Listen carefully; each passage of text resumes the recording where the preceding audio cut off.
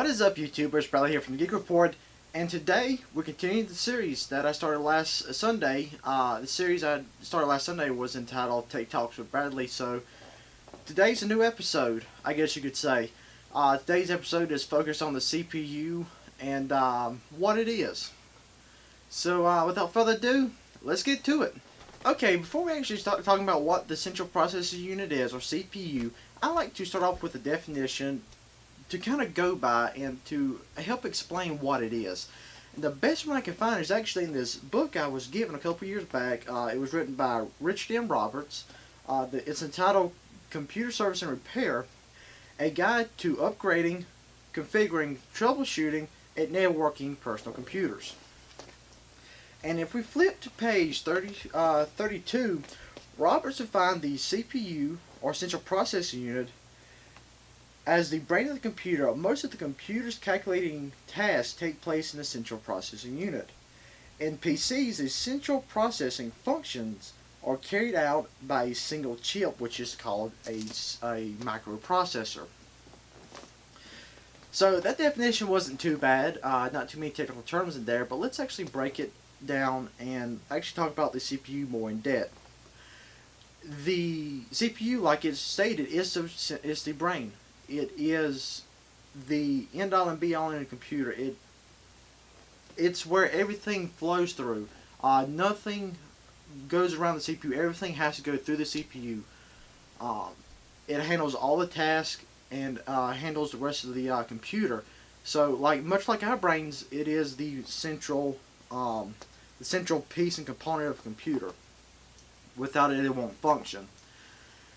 Now, if you notice, if you bought a computer recently, or thinking about buying a computer, you'll notice that there are two different manufacturers. And as a side note, guys, up front, go ahead and say this. What I'm about to do, what I'm about to say, I do not want to start World War III here in the comment section below, so do not comment about what I'm about to say and start another World War.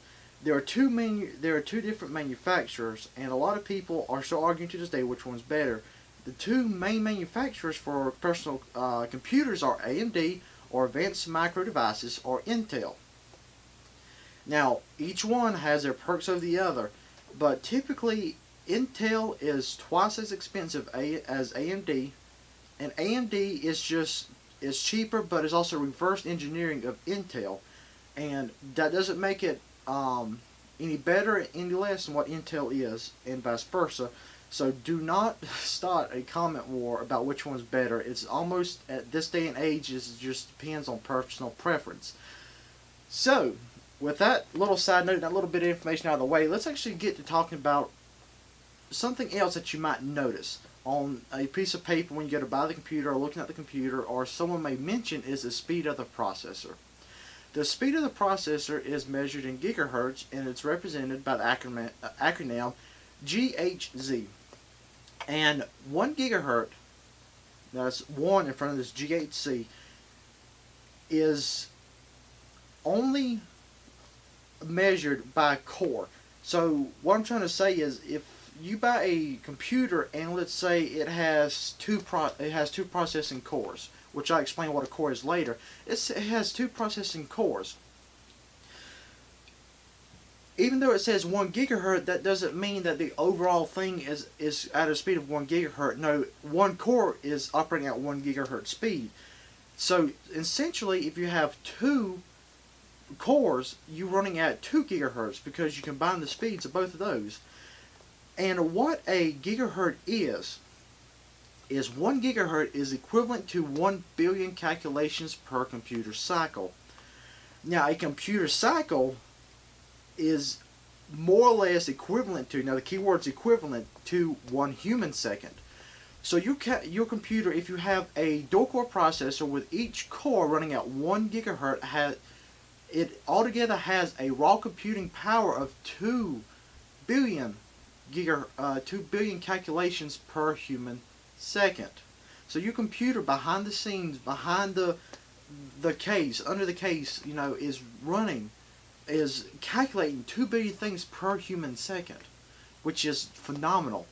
But I don't even know why I'm talking about 1 gigahertz, because I can't even seem to find a personal computer that it runs on runs on a gigahertz anymore. Everything runs on anywhere from 2 gigahertz to I've seen upwards of 4 to 5 gigahertz now.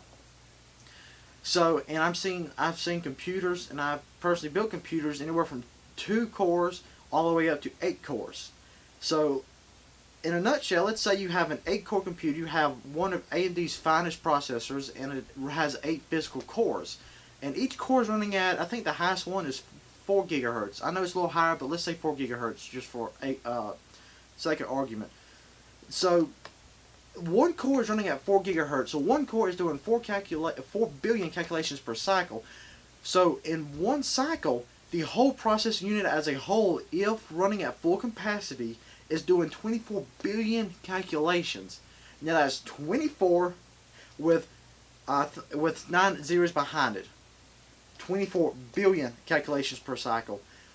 So it's taking a broad range of numbers and multiplying, dividing, whatever you want to, whatever other functions, mathematical functions are out there, is doing that on the billionth scale, in the billions per cycle or per human second, which is just mind-blowing.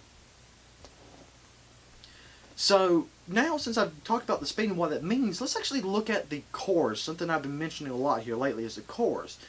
And a good way for average consumer to understand what a core means is one core will run one application very efficiently. I know once you look under the hood and get down and technical, that is not true. One core can run multiple applications, but for the sake of argument, let's say one core runs a heavy application, only one heavy application. Let's put it that way. One core runs one heavy application at a time, or efficiently. So let's say if I have a quad-core processor or a 4-core processor, I can run essentially 4 heavy-duty applications at one time without any lag showing. Now I know a lot of applications run in the background, but like I said before, for just the sake of argument and to keep it simple, the KISS method, keep it simple, stupid, is let's just say one core equals one application. So in theory, the more cores you have, the more applications you can run, and actually, let's not even say theory, it's actually proven that the more cores you have, the more applications you can run and the smoother your performance will be. Now I know there's a lot of other components that go into that and that can make a difference, but let's just keep it simple.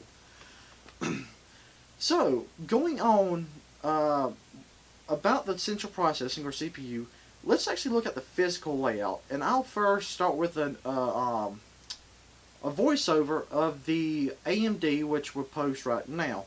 As you can see in my hand, I have an AMD, and it has gold pins on the bottom. And these gold pins are the zero insertion force, or that's the socket, zero insertion force socket. That means that it takes no force to put the CPU into the socket of the motherboard. Gravity takes the work. You line the pins up, and gravity will take over. Now, the perk with this is, if you bend the pin while putting it into the socket, you simply just bend it back straight. Unless you bend it too much and you break the pin off, then you're in trouble.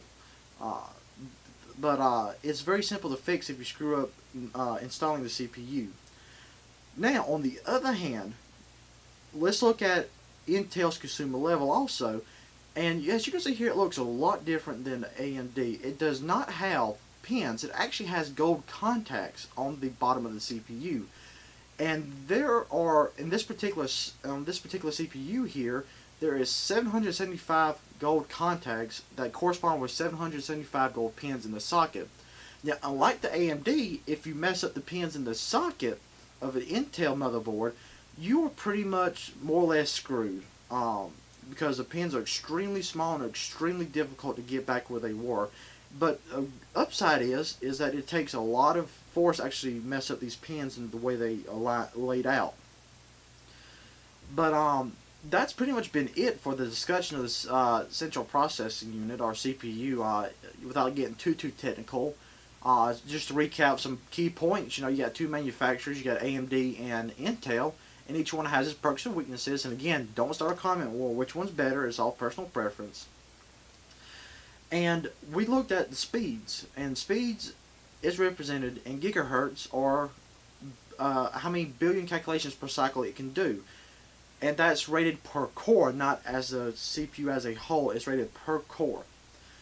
And last but not least, we looked at the different sockets and the different kind of pins that each one, or contacts that each one uses. So without getting, like I said, too technical and going on forever about a CPU, that's pretty much it. So hopefully you found this video informational, and hopefully it helps you out on your next decision buying a computer, or if you're looking at a computer now. I hope you just gain some more knowledge of what it means if you didn't know before. But remember, guys, my name's Bradley, reporting to you from the Geek Report. Remember, subscribe, hit that like button, and as always, stay geeky.